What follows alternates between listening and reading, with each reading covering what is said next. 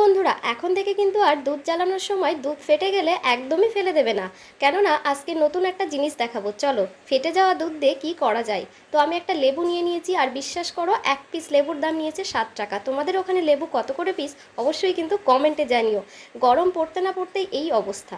তো দেখো, এই লেবুটাকে, লেবুর রস বের করে আমি এই ফেটে যাওয়া দুধের মধ্যে দিয়ে দিচ্ছি।